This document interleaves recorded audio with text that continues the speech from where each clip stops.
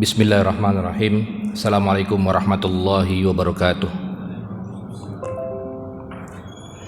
Alhamdulillah, alhamdulillahi rabbil alamin, wabihi nasta'in wa ala umuri dunya waddin, wassalatu wassalamu ala nabiyyina Muhammadin wa ala alihi wa sahbihi ajma'in, amma ba'du.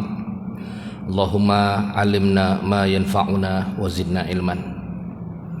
Yang saya hormati pengurus DKM Masjid JGC, para tokoh masyarakat, jamaah sholat maghrib yang dirahmati oleh Allah Subhanahu wa Ta'ala. Pada kesempatan yang diberkahi oleh Allah Subhanahu wa Ta'ala, di maghrib kali ini kita akan melanjutkan tentang kafarotnya nazar.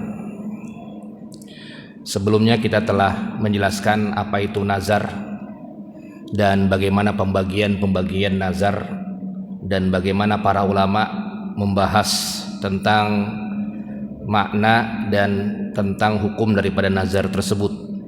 Nazar itu secara singkatnya adalah ketika kita berjanji kepada Allah Subhanahu wa Ta'ala untuk melakukan sesuatu, mewajibkan diri kita sendiri.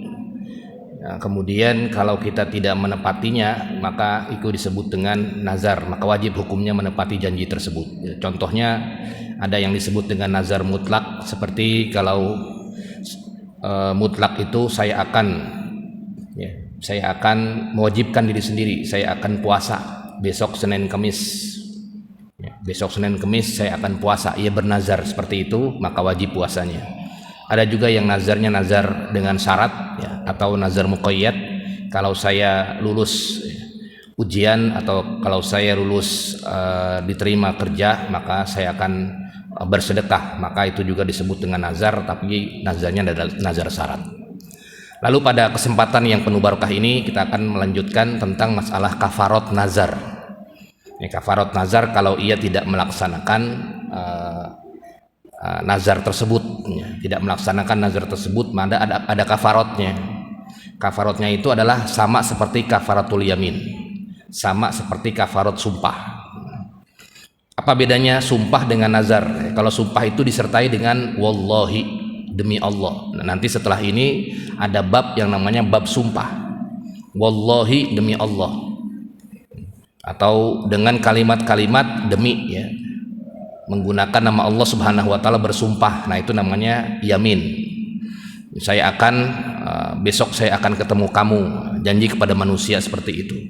Tapi bukan janji ibadah, tapi janji kepada manusia. Nah, kalau nazar itu dia tidak dengan kalimat wallahi, tapi hanya berjanji untuk mewajibkan diri sendiri melaksanakan sebuah perintah Allah, ketaatan kepada Allah, seperti tadi puasa dan lain sebagainya, baik itu nazar syarat atau tidak nazar syarat atau nazar mutlak. Nah, bagaimana kafarotnya? Kafarotnya sama seperti kafaratul yamin. Dalam hadis Nabi Muhammad SAW, kafaratun nazri kafaratul yamin. Kafarot nazar itu seperti kafarotnya yamin, sumpah. Apa kafarotnya? Di dalam Al-Quran dijelaskan tentang masalah kafarot nazar atau kafaratul yamin. Allah Subhanahu wa Ta'ala berfirman dalam surat Al-Maidah, A'udzubillahi minasyaitonirrajim, la yu'akhizukumullahu billagwi fi aymanikum walakin yu'akhizukum bima aqadtumul ayman fakkafaratuhu. Nah, ini kafaratnya it'amu asrati masakin min awsati ma tut'imuna ahlikum. Yang pertama adalah ia memberikan 10 makanan, memberikan makan kepada 10, ada kalimat asrohnya, 10 orang miskin. Min ausati ma tut'imuna ahlikum, biasa yang kamu berikan kepada keluarga kamu, ukurannya. Au kiswatuhum, atau kalimatnya menggunakan atau, jadi pilihan. Au kiswatuhum, atau memberikan pakaian kepada 10 tersebut, 10 orang miskin tadi. Au tahriru raqabatin, atau memerdekakan budak. Jadi 3 kafarot ini kalau melanggar nazar atau melanggar yamin, sumpah, tidak melaksanakannya, maka wajib hukumnya dia membayar kafarot. Kafarotnya adalah memberikan makan kepada 10 orang miskin, atau kiswah, memberikan pakaian kepada 10 orang miskin itu, atau memerdekakan budak. Jadi maknanya adalah pilihan, pakai au dia. Jadi bukan tartib, bukan tartib. Pilih memberikan makan kepada 10 orang miskin, atau memberikan pakaian, atau memerdekakan budak. Faman lam yajid dalam Al-Quran. Dan barang siapa yang tidak mampu untuk melaksanakan tersebut, fasiyamu salasati ayyamin, maka dia berpuasa 3 hari. Kalau memang ia tidak mampu memberikan makan 10 orang miskin, atau memberikan pakaian, atau memerdekakan budak. Kalau tidak mampu, maka dia puasa selama 3 hari. Zalika kafaratu aimanikum iza halaftum. Itu adalah kafarat kamu kalau bersumpah tidak kamu kerjakan, atau melanggar sumpahnya, atau melanggar nazarnya. Wahfazu aimanakum, dan hendaklah kita diperintahkan oleh Allah Subhanahu wa taala untuk menjaga sumpah kita, harus dilaksanakan. Kadzalika yubayyinullahu lakum ayatihi la'allakum tashkurun.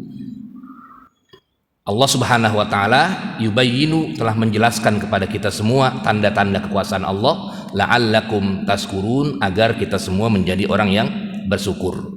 Nah, ini dalil terkait dengan kafarat nazar, atau nanti bab selanjutnya adalah kafaratul yamin di dalam Al-Quran surat Al-Maidah. Kemudian hadis Nabi Muhammad SAW, iza halafta ala yaminin fara'aita ghairaha khairan minha fa'at allazi huwa khairun wa kaffara an yaminika.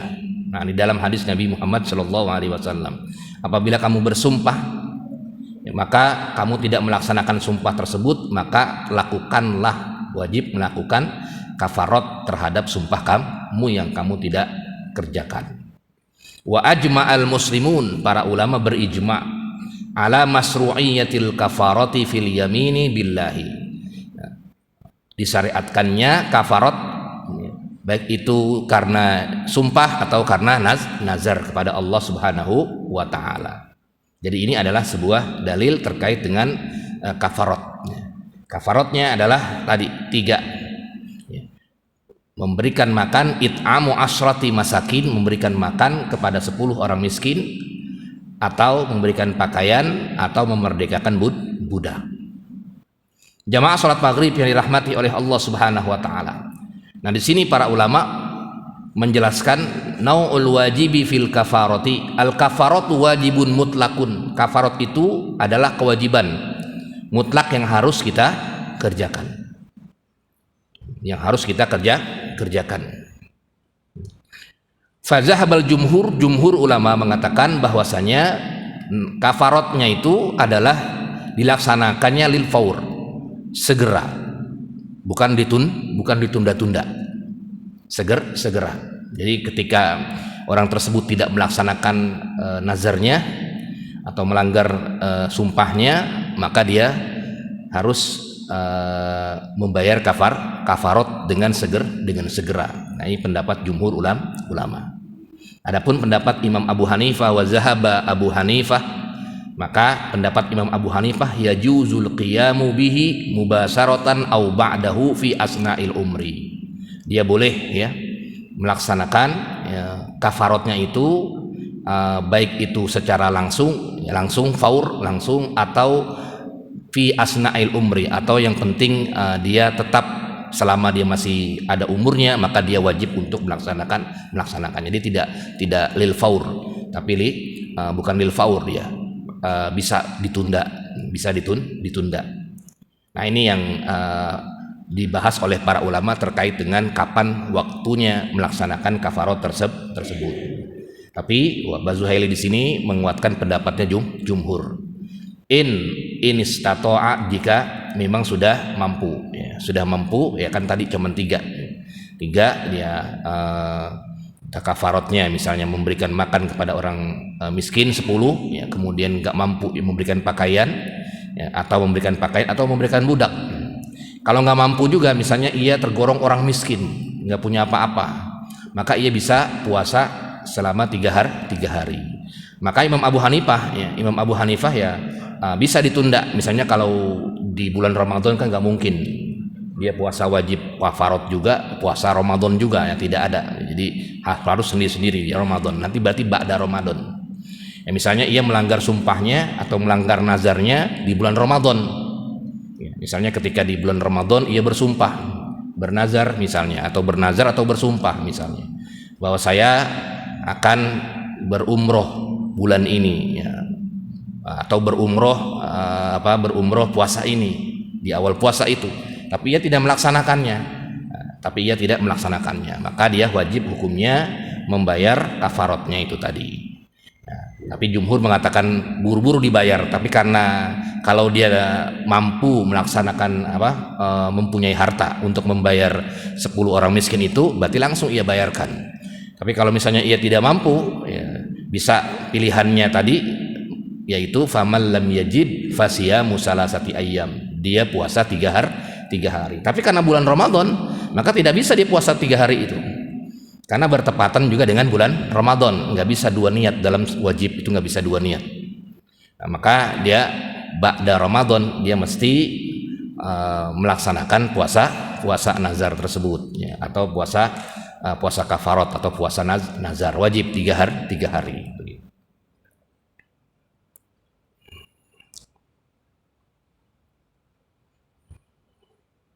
Nah, kemudian jamaah sekalian,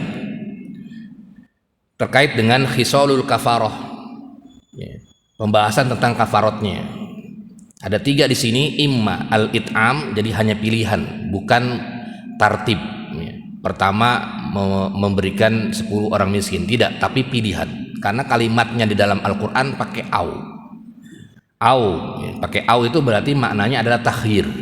Berbeda dengan kafarat. Kalau kafaratnya tidak puasa di siang hari karena berjima, nah itu kan kafaratnya puasa syahraini mutatabi'ain, 2 bulan berturut-turut. Nah itu kalimatnya dia pakai wawu, bukan pakai au. Nah ini nanti beda dengan kafarat. Kalau kafarat dia kalimatnya pakai au, sehingga maknanya adalah takhir, pilihan. Arafna anna kafartul yamin hiya immal it'am, baik itu memberikan makan kepada 10 orang miskin, atau memberikan pakaian, al-itq, atau memerdekakan budak. Kalau tidak mampu maka puasa 3 hari. Lalu bagaimana miqdarul it'am? Miqdarul it'am berapa ininya, kadar memberikan makannya itu berapa? Dan bagaimana penjelasan ulama terkait dengan it'am asyrati masakin? Qala al-Hanafiyah, Imam Abu Hanifah di sini berbeda pendapat dengan pendapat jumhur terkait dengan penafsiran it'amu asyrati masakin, memberikan makan terhadap 10 orang miskin. Yang pertama adalah terkait dengan mikdarnya terlebih dahulu, ukurannya berapa kira-kira. Fazahabal jumhur ulama mengatakan, Malikiyah, Syafi'iyah, dan Hanabilah. Imam Syafi'i, Imam Malik, dan Imam Ahmad bin Hambal, mazhabul jumhur, yu'ta likulli miskin muddun minal hantoh, diberikan bagi setiap orang miskin itu adalah satu mud. Itu menurut pendapat jumhur. Apa itu 1 mud? 1 mud itu adalah faqala al-muradu aklatun wahidatun, sekali makan. Sekali makan itu 1 mud disebut dengan sekali makan. Wa zahaba, sedangkan Imam Abu Hanifah mengatakan miqdarul it'am nisfu so', setengah so' atau muddain, 2 mud. Nah, kalau 2 mud itu berarti bukan sekali makan. Wa huwal muradu qutul yaum wa huwa ghada wa asa, 2 kali makan, pagi dan sore. Jadi pendapat jumhur itu adalah dia sekali makan. Jadi misalnya ketika kita melanggar nazar atau melanggar kafaratul yamin, maka diwajibkan untuk memberikan makan kepada 10 orang miskin. Bagaimana ukurannya? Ukurannya adalah dia sekali makan menurut pendapat jumhur. Kumpulin 10 orang miskin, Kemudian diberikanlah makanan. Makanan apa? Min ausati ma tut'imuna ahlikum, ya seperti kamu makan bersama dengan keluarga kamu. Kalau kita makanannya tempe saja sama kangkung, ya berarti segitulah harganya makanan tersebut. Kalau kita biasanya bersama keluarga itu makanannya enak, makan di mall atau makan di mana terus makannya enak-enak semua begitu, maka itulah makanan yang kita berikan kepada 10 orang miskin tersebut. Min ausati ma tut'imuna ahlikum. Tapi jumhur mengatakan aklatun wahidah. Jadi mud itu adalah sekali makan yang bisa mengenyangkan 10 orang miskin tadi. Sedangkan pendapat Imam Abu Hanifah bukan 1 mud tapi muddain. Dua mud, yaitu ghadaun wa asya. Ya, pagi dan sore. Pagi ya kasih 10 orang miskin, kemudian sore dia kasih 10 orang miskin. Kalau saya pribadi tidak bisa kita mengambil pendapat jumhur yang lebih kuat atau pendapat siapa, tapi dikembalikan kepada masing-masing. Artinya kalau kita mempunyai kelebihan harta, kenapa tidak kita mengambil pendapatnya Imam Abu Hanifah yang yang dimaksud dengan fa'id amu asrati masakin adalah muddain, dua mud, yaitu goda wa asa. Kalaupun itu satu kali kan disebut dengan sedekah. Sedekah tidak akan sedekah itu tidak bisa, pasti ada nilainya kalau memang kita punya kemampuan. Tapi kalau kita tidak punya kemampuan, hanya cukup buat 1 kali makan saja, artinya kepas-pasan harta kita, maka bisa mengambil pendapat jumhur yang mengatakan mud, 1 mud itu adalah aklatun wahidah, sekali makan bagi 10 orang miskin. Lalu bagaimana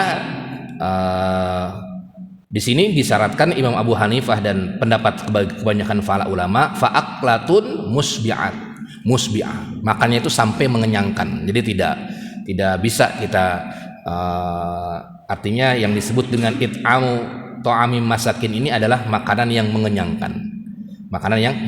Karena mud itu adalah disebut dengan mengenyangkan, dia bisa mengenyangkan orang yang memakannya. Jadi tidak misalnya 50.000 kita bagi-bagi jadi 10 orang miskin begitu. Tidak, tapi ya berarti mengenyangkan ya 10 orang itu bisa jadi kalau kita biasa makannya 50.000 berarti 500.000 kita keluarkan. Bukan misalnya 50.000 kita bagi-bagi, kan bisa saja kita bagi-bagi. Yang penting dia 10 orang miskin. Tidak, tapi dia di sini para ulama mengatakan aklatun musbi'atun. Dia bisa mengenyangkan orang tersebut, ya, orang miskin tersebut. Dan juga syarat selanjutnya adalah min ausati ma tut'imuna ahlikum. Dia yang biasa kita makan bersama keluarga kita. Jadi nggak bisa kita beda-bedakan. Mentang-mentang kita sedang menyumbang, maka ya udah kita pakai nasi ini aja, nasi biasa saja, nasi warteg dan lain sebagainya yang hanya 7.000 sudah cukup. Tidak, tapi biasa kita makannya apa? Nah, kita makannya enak, maka berikan yang terbaik buat tersebut. Kemudian yang tidak boleh juga adalah memberikan makan kepada lau a'ta miskinan wahidan ta'ama asra. Bagaimana 1 orang miskin diberikan 10 makanan gitu. Fi yaumin wahidin, dalam 1 hari. Apakah bisa atau tidak? Faqala aksarul ulama, kebanyakan para ulama, lam yajuz zalik, tidak dibolehkan. Kenapa sebabnya? Karena it'amu asrati masakin ini pemahamannya jelas, yaitu asroh masakin, bukan asratu it'am, bukan memberikan 10 makan, tapi memberikan makan kepada 10 orang miskin. Orang miskin yang 10, bukan makanannya yang 10 begitu. Kalau makanan yang 10 ya masih bisa 1 orang miskin, ya kita kasih 10. Kita kasih 10 kali makan gitu. Tapi ini fakaffaratuhu it'amu asrati masakin. Kafaratnya adalah memberikan makan asroh masakin. Mudhaf ilaihnya kalau dalam bahasa Arab, asrohnya 10-nya diidofatkan kepada miskin, berarti 10 orang miskin. Tidak bisa 1 orang menjadi 10 kali makan gitu. Nah, ini pendapat kebanyakan para ulama. Memang ada sebagian ulama yang memperbolehkannya, tapi di sini pendapatnya adalah pendapat yang sahih menurut pengarang tersebut. Ya, pengarang kitab ini pendapat yang sahih. Kenapa? Karena penafsirannya fakafaratuhu it'amu asrati masakin adalah jelas. Asratu masakin, 10 orang miskin. Kemudian juga al-madfu' ilaihimut ta'am, syarat yang diberikan itu yang pertama adalah ayyakunu ahroron, orang tersebut adalah dia merdeka ya. Artinya bukan budak, orang miskin tersebut bukan budak. Kenapa? Karena kalau budak itu sudah ada tanggungannya, yaitu tuannya ya, tuannya yang memberikan makan dan lain sebagainya, karena budak itu milik tuannya gitu. Maka syarat yang pertama adalah ayyakunu ahroron. Kemudian yang kedua ayyakunu masakin, orang tersebut adalah miskin. Miskin itu bagaimana kalau fakir ya, fakir ya.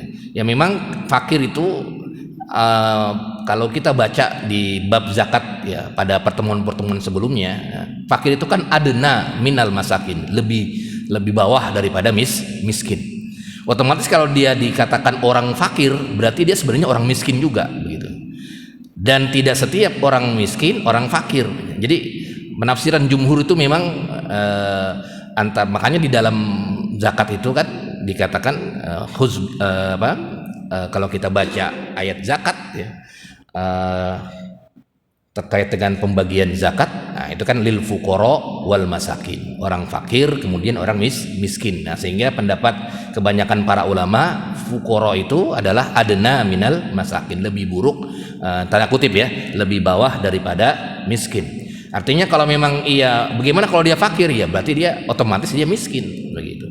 Ayyakunu masakin, maka dia harus miskin. Ya kemarin sudah dijelaskan di pertemuan-pertemuan sebelumnya terkait dengan definisi miskin. Kalau definisi fakir itu adalah dia punya gaji 10 atau 1 juta atau 10 kebutuhannya 10 atau 1 juta, tapi dia hanya mendapatkan 300.000 begitu. Hanya mendapatkan 300.000, maka dia disebut dengan orang fakir. Tapi kalau orang miskin dia mendapatkan 70% atau 700.000, tapi belum sampai ke 1 juta juga. Padahal yang dibutuhkan dalam sebuah keluarganya dia ya, orang tersebut itu 1 juta rupiah, tapi dia hanya mendapatkan 300.000 karena berarti dia orang fakir. Atau 600.000 atau 700.000 berarti dia termasuk orang miskin. Nah itu definisi orang miskin yang sudah kita sampaikan di pertemuan-pertemuan sebelumnya. Jadi yang pertama adalah syaratnya merdeka, yang kedua adalah miskin. Kemudian yang ketiga adalah ayyakunu muslimin. Nah ini menurut pendapat jumhur ulama, kebanyakan para ulama diberikan kepada orang miskin yang muslim, orang miskin yang muslim. Bukan orang miskin yang kafir, baik itu kafir zimmi atau kafir harbi. Hanya pendapat Imam Abu Hanifah saja yang boleh kepada miskin yang kafir zimmi. Nah ini pendapat Imam Abu Hanifah aja. Kenapa sebabnya? Karena Abu Hanifah mengatakan ini bukan zakat ya. Kalau zakat itu kan masih walaupun sebelumnya kita sudah jelaskan terkait dengan mustahik zakat itu bolehkah kepada orang kafir ya, di sini memang para ulama berbeda pendapat, tapi pendapat jumhur kebanyakan para ulama harus kepada orang muslim ya, kepada muslim ya. Kemudian ada memang sebagian ulama yang mengatakan boleh kepada kafir yang zimmi asalkan dia sedang ya, mu'allafah qulubuhum ya, sedang proses menuju keislaman. Nah, ini memang sebagian ulama yang berpendapat demikian. Dan ini pun di kasus kafarat nazar ini, orang miskin pun menurut pendapat kebanyakan para ulama adalah tidak boleh kepada orang yang kafir baik itu zimmi maupun kafir harbi. Hanya kepada orang muslim saja. Hanya pendapat Imam Abu Hanifah saja yang membolehkan. Ya mungkin Imam Abu Hanifah kalau dipakai ini di tempat-tempat yang sulit kita ya, misalnya di minoritas ya. Kalau kita misalnya di daerah Afrika yang Afrika yang sebelah sana, sebelah timur ya, sebelah timur atau sebelah tengah itu ya, bukan di atas, bukan Afrika Utara, masih banyak Islamnya. Atau di Eropa sudah banyak juga Islamnya. Misalnya di Amerika yang selatan gitu kan, yang muslimnya jarang banget di situ.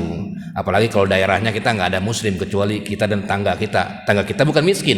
Nah repot juga kita, masa kita harus membayar kafarat, harus ekspor kafaratnya begitu kan, cuman beberapa ini saja, kasih makan beberapa harus ekspor.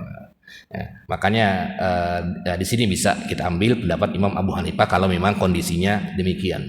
Tapi kalau kondisi di Indonesia kan banyak orang Muslim, tapi tidak berlaku juga kalau Imam Abu Hanifah dipakai. Lebih baik pendapat kebanyakan para ulama. Kemudian yang keempat adalah ayyakunu, mereka ini orang-orang miskin ini qad akalut ta'am, dia sudah makan makanan. Ya nggak bisa ya, misalnya fala yajuzu daf'uhu litiflin, pada anak kecil yang belum makan makanan. Nah, itu tidak dianggap 10. Tidak dianggap 10. Jadi 10 itu memang dia harus bisa masuk kepada mulutnya. Jadi makan ke mulutnya sampai dengan ke perutnya. Nah, ini yang disyaratkan menurut kebanyakan para ulama. Jamaah salat maghrib yang dirahmati oleh Allah Subhanahu wa taala. Kemudian kiswah. Terkait dengan kiswah itu artinya memberikan pakaian.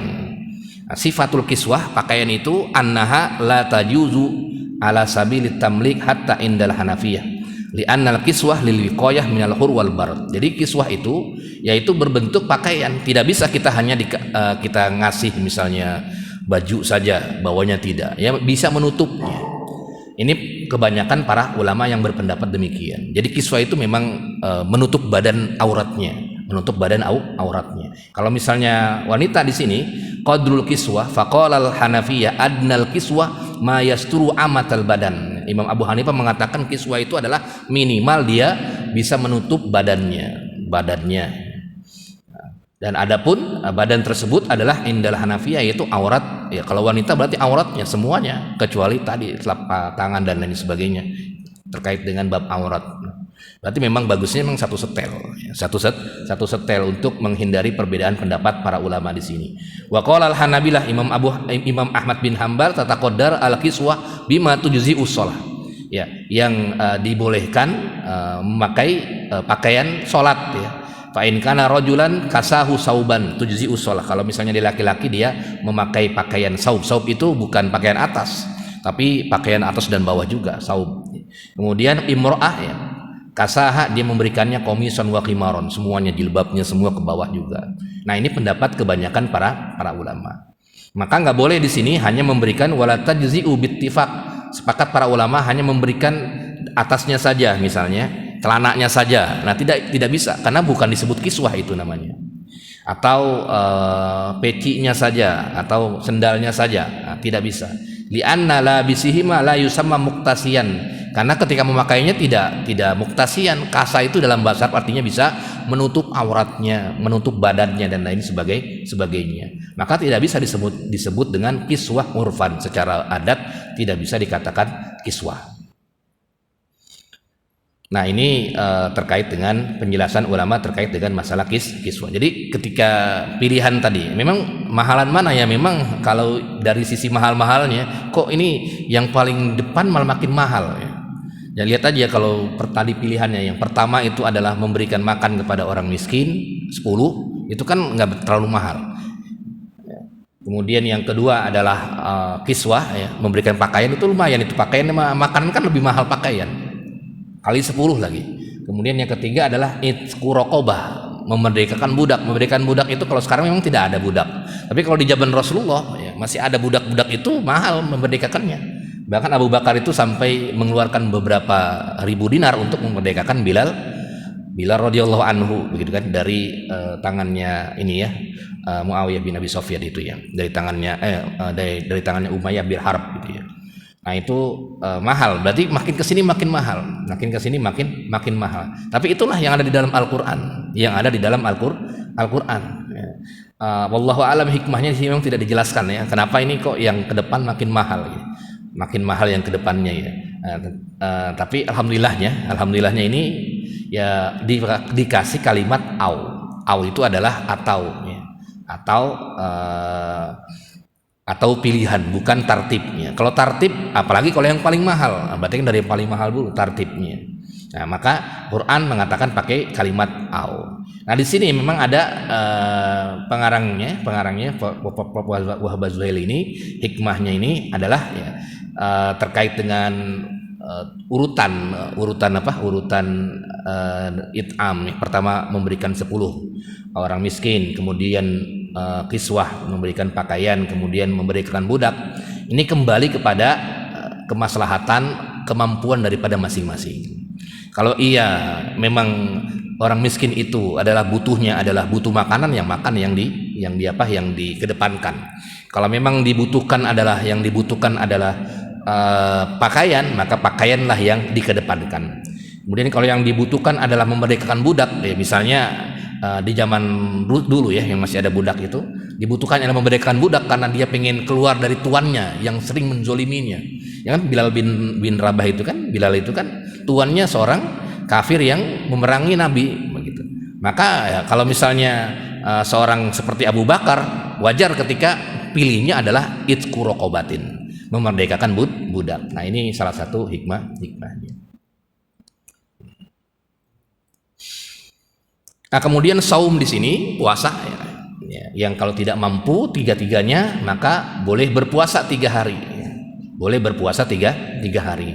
Nah, di sini para ulama berbeda pendapat terkait dengan apakah disyaratkannya berturut-turut atau tidak. Di sini tatabu'ul ayyamil as-salasah fi siyam, berturut-turut atau tidak. Faqala al-Malikiyah wa Syafi'iyah, Imam Malik dan Imam Syafi'i, la yushtaratu tatabu, tidak disyaratkan berturut-turut. Ya, hari ini puasa, nanti kalau ada waktu lagi kita puasa lagi. Tapi puasanya puasa wajib, puasa kafarot, baik itu kafarot nazar atau kafarot yamin. Nanti lagi seminggu depan puasa lagi, minggu depannya lagi puasa lagi. Nah, ini tidak disyaratkan tatabu, tidak disyaratkan harus berturut-turut ya, indal Malikiyah was Syafi'iyah. Nah, kenapa? Sebabnya ya nanti ini penafsiran daripada Imam Abu Hanifah. Jadi faqala al-Hanafiyah wal Hanabila, Imam Abu Hanifah dan Imam Ahmad bin Hambal, yustarot, disyaratkan tatabu. Tatabu itu adalah berturut-turut, harus 3 hari, tidak bisa dipisah-pisah. Dalilnya apa? Dalilnya ada qiraat Abdullah bin Mas'ud di dalam Al-Quran tersebut, fasiyamu salasati ayyamin mutatabi'atin. Jadi ada kalimat mutatabi'atinnya kalau menggunakan qiraat yang lain. Kan kalau kita sedang mempelajari qiraat sab'ah ya, kalau kita mempelajari qiraat itu dalam Al-Qur'an itu kan diturunkan ada 7 qiraat yang masyhur ya, qiraat dan yang kita sampai kepada kita adalah qiraat Hafs an Asim. Nah, itu yang sampai kepada kita. Tapi ada qiraat yang lain, yang lain. Dan salah satu qiraat yang lain ini fasiyamu salasati ayamin, ada tambahannya mutatabi'atin gitu. Nah, ini yang dijadikan dalil oleh Imam Ahmad dan Imam Abu Hanifah, 3 hari berturut-turut begitu.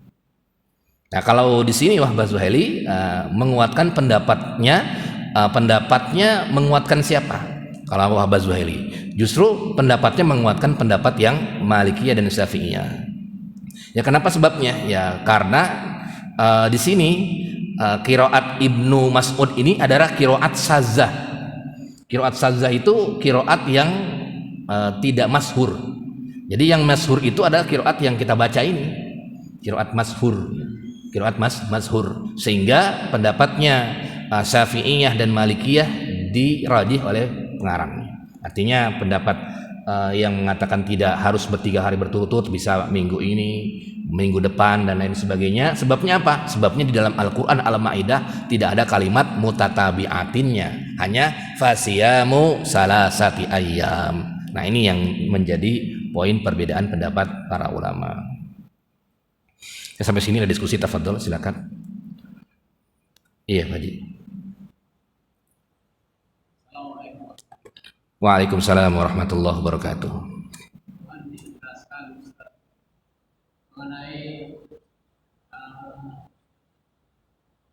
nadar dan sumpah ya. Kalau sumpah kita makbul diucapkan ya misalnya. Tapi kalau nadar ini harus diucapkan atau tidak ya misalnya. Iya.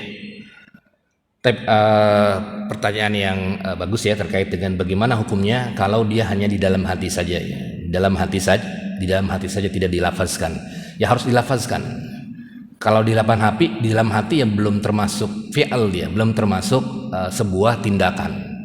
Jadi kalau misalnya kita pengen berbuat apapun kalau masih dalam hati ya nggak bisa. Dia hanya kayak dalam hati saja gitu, tidak bisa. tapi dia harus dilafazkan. Jadi dia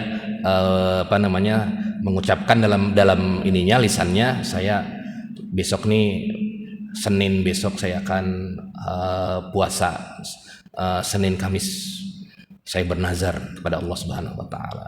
Nazar itu artinya janji kepada Allah Subhanahu tanpa disertai dengan wallahi. Kalau pakai wallahi itu namanya sumpah. Namanya babnya bab yang lain. Tapi kalau tanpa disertai dengan wallahi namanya nazar. Kalau dia menggunakan kalimat nazar. Nazar itu artinya dia janji kepada Allah, saya akan melaksanakan besok nih Senin, puasa Senin Kamis. Yang tadinya sunnah menjadi wajib. Dengan apa? Dengan sebab nazarnya gitu. Dan kalau dalam hati ya tidak.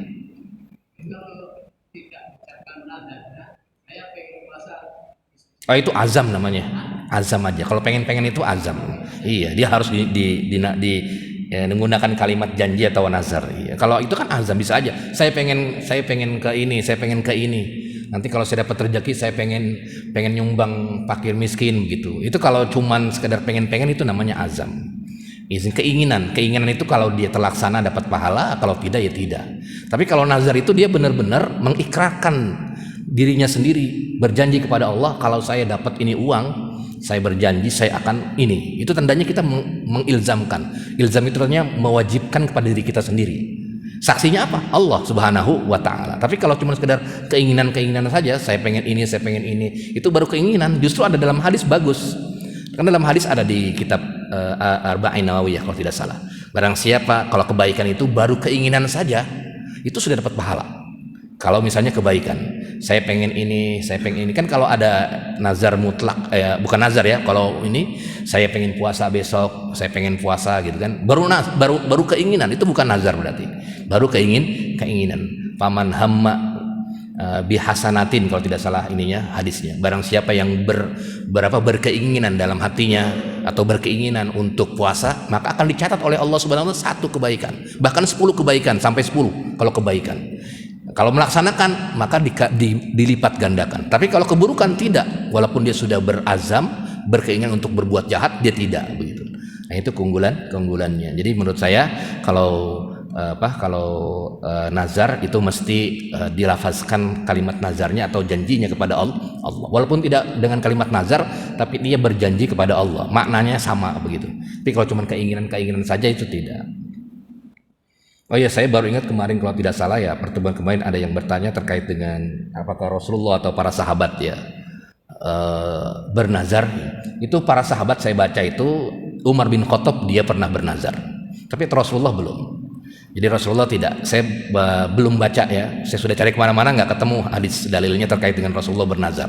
Tapi sahabat ada, diantaranya Umar bin Khattab bernazar i'tikaf, sehingga menjadi wajib dia. Kemudian Ali bin Abi Thalib saya baca juga di riwayat Muslim. Kemudian kalau Umar bin Khattab di riwayat Bukhari Muslim. Kemudian dia bertanya kepada Rasulullah, ya Rasulullah saya bernazar ini, i'tikaf 10 hari penuh ini. Gimana ya Rasulullah? Wajib kamu laksanakan. Kata Rasulullah begitu. Kemudian juga sahabat Nabi yang lain juga. Jadi kalau walaupun kemarin ya sudah kita jelaskan terkait dengan hukumnya nazar ya. Ada yang mengatakan boleh, ada yang mengatakan makruh, tapi dari sisi faktanya memang sahabat juga melaksanakannya. Dan Rasulullah juga mengucapkannya. Artinya mengucapkan itu, barang siapa yang bernazar dengan kebaikan maka laksanakan. Kan itu berarti kan ucapan Rasulullah.